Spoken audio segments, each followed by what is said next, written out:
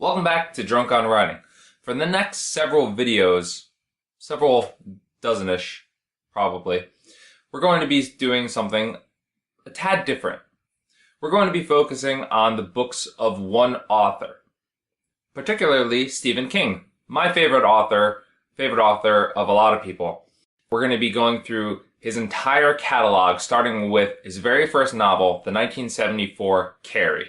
I just read Carrie for the first time, and I just watched its original 1976 film adaptation as well. And we're going to talk about both of them today. What makes them weird, what makes them great, and what makes them different. We'll take a detailed look at the overall plot, talk about the book, dive into the film and a few other adaptations, and even pair the movie with a great beer.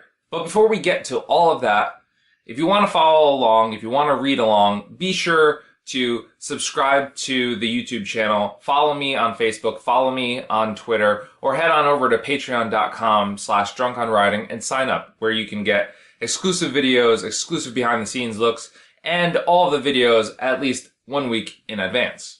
So let's talk some Carrie, shall we? Carrie is a relatively simple story, especially when you look at Stephen King's other books. Even his very next book, Salem's Lot, which we'll be talking about next time, Carrie is almost as if it was written by a completely different author. The book follows Carrie White, the main character, inspiration for the title, obviously, from this horrific bullying episode in the showers, on to the repercussions of that, her recovery from that, and the repercussions of that bullying episode on the others involved with it. And that's pretty much the point of the book. It goes from this bullying episode, all the fallout of the book, all the way through the now infamous prom scene, which I'm sure you've probably seen something of over the years. Sure, there are the complexities of Carrie's relationships with her religious zealot mother, Margaret White, as well as her relationships with some of the other high schoolers and their relationships to each other. But again, looking at it from Stephen King standards, this is a very simple A to B to C to D plot point. Carrie is bullied when she has her first period and has absolutely no idea what it is. Carrie tries to recover while the girls who bullied her are punished, which really pisses off this one particular girl, Chris, and she swears her revenge on Carrie. Chris's revenge plays out at the prom, where she and her pseudo-boyfriend of a sort drop a bucket of blood on Carrie and a bucket of blood on her date. Carrie gets her revenge. Of course, there's a lot more to the book than that. As the story unfolds through 3 separate viewpoints from 3 separate characters, it follows a lot of religious idolatry. There's a lot in there, but the main through line is exactly those 4 points that I just outlined. But I think it's that addition of the supporting material around that very linear skeleton that helped make this the book that helped launch Stephen King's career. Keep in mind, he had written several novels before this. This just so happened to be the one that finally got published. One of those books was only released in 2007 under King's pseudonym Richard Bachman. But we'll get to that and Richard Bachman another day.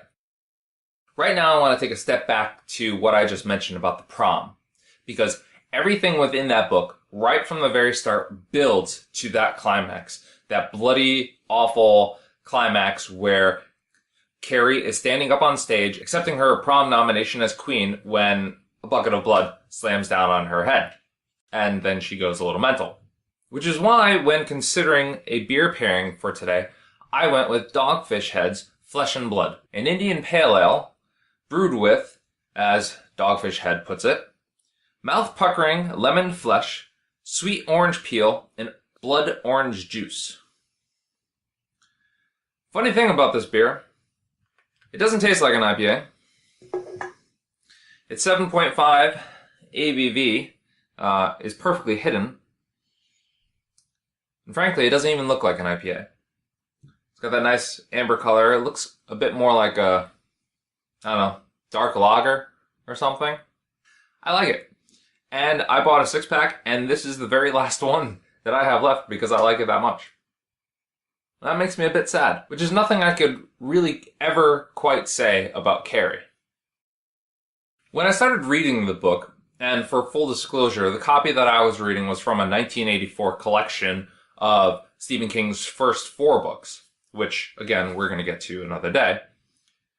What struck me almost immediately was the book's formatting. Carrie is told in one part through the ongoing narrative, but the ongoing narrative is then broken up by excerpts from pseudo news reports, fake books set within the Carrie universe to kind of bring more background information and show more light on the aftermath of the book. The only problem with this setup is that each section is only separated by one single line break, which kind of almost interrupts the flow, and almost every excerpt ends with an ellipsis. Now again, I don't know if it was specific to this edition. I don't have a first edition hardcover to kind of compare it to, or another copy of the book even to compare it to. I looked online on Amazon, you can look inside the book, and it looked exactly the same there, so I assume that this is just how Carrie is. And I'm not sure if making every single piece its own chapter would have helped. It probably would have made it feel padded, I guess. Still, those one-line breaks, they were just a little jarring. They did not work for me. And it's probably why the 1976 film adaptation largely ignored every single excerpt that was included in this book and just focused on that ongoing narrative. But the film did also use some interesting formatting, I have to say. It went split screen for several minutes to highlight the devastation of the prom scene, and just went absolutely kooky. And this was something that was not seen before in the movie, although slightly before Carrie's revenge scene, there was a really odd dancing moment, which kind of made me dizzy and lasted way too long, and I honestly had to look away. Honestly, to use a common King parlance, I didn't dig it. Speaking of which, almost every single King stylistic trapping was on display right here from the start. We have not just the dig it, not just the Bob Dylan quotes, not just the children and teens as protagonists, but we also get some of the best foreshadowing in the business, most of which came from those news portions that broke up the ongoing narrative. They included stuff like this. And now there's this other thing. No one can laugh that off either. Too many people are dead. And, in the case of Carrie White, the only witness to any possible prologue to the final climatic events was Margaret White, and she, of course, is dead. And finally, one that actually really hit me. In the wake of 200 deaths and the destruction of an entire town, it is easy to forget one thing.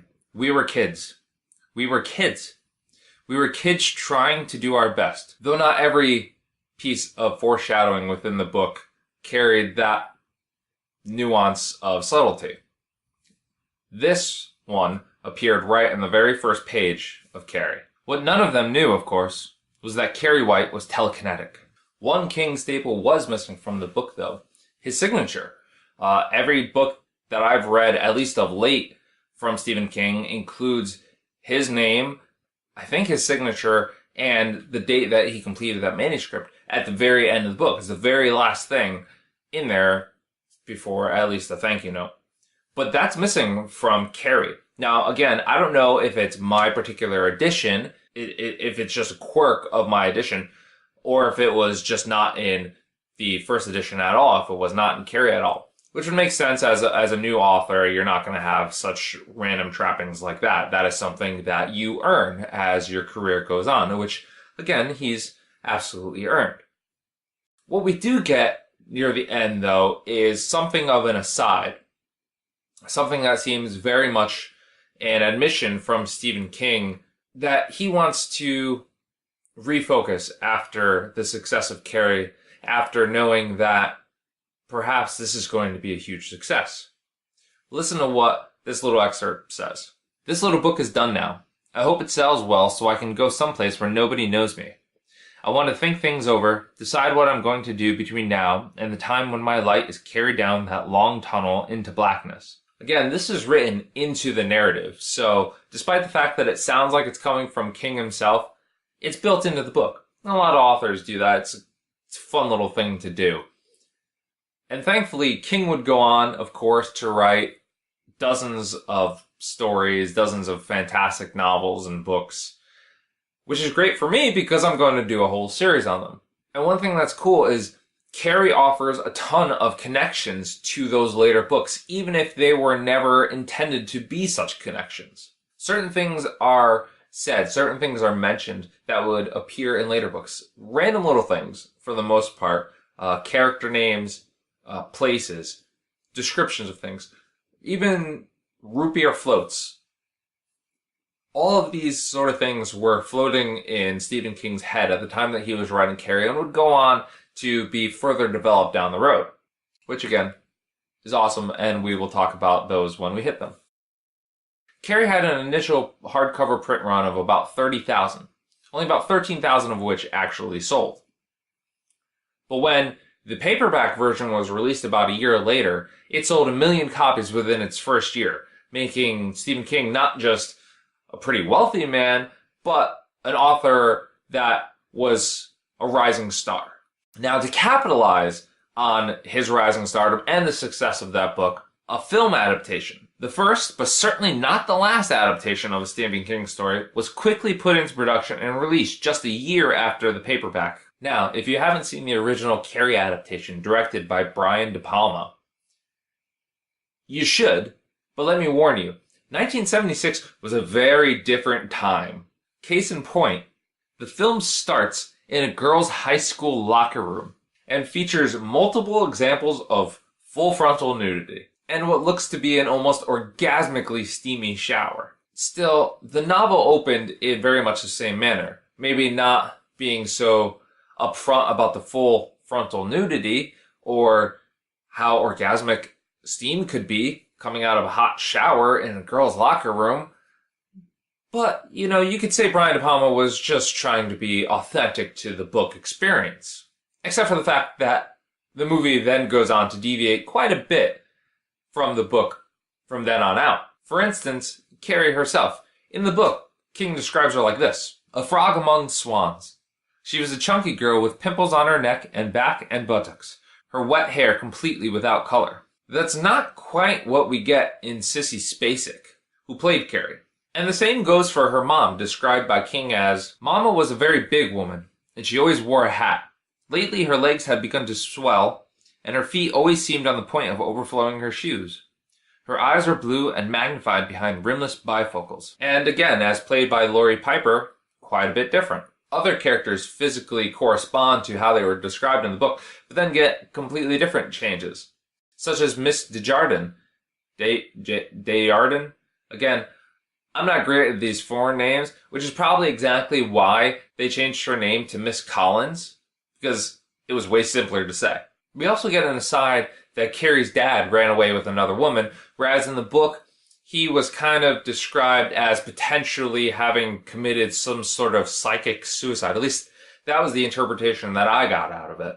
Oh, and Chris's dad, who was a lawyer in the book and drove a significant portion of the storyline, was a complete no-show in the movie. Again, a side character that we could probably do without in a film. There are more important differences as well, though. For instance, Chris plays a far more active role in what would go on to be the Prom massacre, as she helps Billy, played by a newly introduced John Travolta of all people, both slaughter the pigs and hang the buckets above the prom stage. In the book, Billy did that completely solo. In fact, in the book, Billy is portrayed as so much worse than he is in the movie. He comes off as almost demented, almost devilish. There's one particular scene toward the end of the book where he has a very physical encounter with Chris, and you see the dark sides of their personalities, even more so than the dropping of the bucket. But the Billy in the movie is almost subdued, despite the fact that he slaps Chris around a little bit. In fact, there's a lot of slapping going on in this movie, without seemingly any comeuppance. Was that just a thing people did back in the 70s? They just slapped people? How did they get away with that? How is that okay? Back to the prom night, though. Events unfolded rather a bit differently in the movie than within the book. One, and I think this is probably the most important piece, even though it really isn't, is that Carrie wasn't wearing a red dress. She's wearing a pink one in the movie, which may have been a production change to kind of emphasize the blood once it spilled on her. but it kind of takes away from the whole meaning of the red dress, the scarlet letter, the whore of Babylon, the blood. You know, it makes this big roundabout connection, and it's really a big deal within the book when she buys that red fabric and makes the red dress. And I think they kind of touch on it in the film, but again, it's a pink dress. It's not red. So that subtlety, that nuance to the character, to the arc, is completely lost. 2, the ballots were tampered with in the movie, whereas in the book, it actually seems legitimate that Carrie and Tommy won the ballot, that they were elected prom king and queen. They even kind of joke about it, and there's a tiebreaker and a revote, and it's kind of a big to-do. But it's touching and kind of says a lot about how Carrie has grown as a character, whereas in the movie, it's just she's still the butt of the joke. 3, Sue actually comes to the prom in the movie. She's nowhere near the school in the book. She is at her home. She's looking down at the school from up on a hill, and eventually she drives down to the center of town and meets up with Carrie a little bit further down. But in the movie, she comes there and she is tossed out of the gym by Miss Collins, who presumably thinks that she's going to do something to wreck Carrie's night. Which, you know, Miss Collins had the right idea, wrong girl. And then there's the big one. In the novel, Carrie is so mortified by the blood, by this practical joke, by the knowledge that, well, not really the knowledge, but the fear that people are laughing at her. And granted, people are laughing, but they're not laughing at her. They're laughing at the awkwardness of the situation, at least in the book. In the movie, it's played a bit differently. But in the book, it's people crying and people laughing because they don't know what else to do. It's a very human reaction, a very normal reaction. And Carrie runs out of the gymnasium, trips, falls, staggers out, and only after losing her mind, basically, outside does she return. But in the movie, it's very different. She stands up there on that stage and she bears witness to every single moment. It is very deliberate. It is very calculated. Whereas in the book, all she wanted to do was lock them in there, turn on the sprinklers to ruin the girls' prom dresses. She didn't even originally intend to kill everybody. That was just a happenstance that she happened to go along with afterwards. But she didn't outright say, yes, I'm going to burn all these people alive. No. That happened a little bit later. And one part that people who have only seen the film may have missed is Carrie in the book goes on to completely destroy the town. She blows up the gas station. She knocks down streets. She kills hundreds of people. In the movie, it seems like it's just the people at the prom, the kids at the prom, the teachers and whatnot. It's everybody. She goes on a killing spree, which doesn't happen in the movie, probably for budget reasons. I assume blowing up a town doesn't come cheap. And in the 70s, I mean, you could probably get away with it a lot more practically than you could now, but still not something that most film studios probably wanted to do. Oh, and let's talk about the film's ending for a second. What happened there? I legitimately don't know. The book, very straightforward, especially for a Stephen King novel. He becomes known later on down the road for having something of weak endings. And we'll talk about those when we hit them. But with Carrie, it's a very strong ending. It's a very fulfilling ending where Carrie suffers a death blow from her mother as punishment, seemingly, for her misgivings, for her sins. And it's a very retaliatory attack, one that the mother then regrets because Carrie doesn't stand for that kind of stuff. But in the movie, she is, what? Sucked down to hell? Does she do that herself? Is it supposed to be implying that the devil is bringing her back down to hell? Is it sort of like a Freddy versus Jason kind of thing? I didn't understand it. I wasn't quite sure what the point of that was, but there is that sign at the very end that says Carrie is in hell, or Carrie rests in hell, or some other derogatory thing. And then, the hand reaches up and it's a dream and whoa! Spoilers. But, yeah, it's a very different ending than the book. and probably a lot more open-ended also compared to the book. Which is probably why people consider Carrie, this 1976 film adaptation version at least, to be one of the best adaptations of a Stephen King novel, a Stephen King piece of anything, even a short story. And it is well done, especially for the time period. But of course, that wasn't the last adaptation of Carrie to grace our eyes. There was also a Broadway musical version that debuted in 1988, a 1999 sequel to the 1976 film called The Rage, a 2002 made-for-TV movie, and a 2013 remake starring Chloe Grace Moretz, which earned a modest $85 million and a Rotten Tomatoes score of 49%. So with all of that success, is the world still open to a story like Carrie?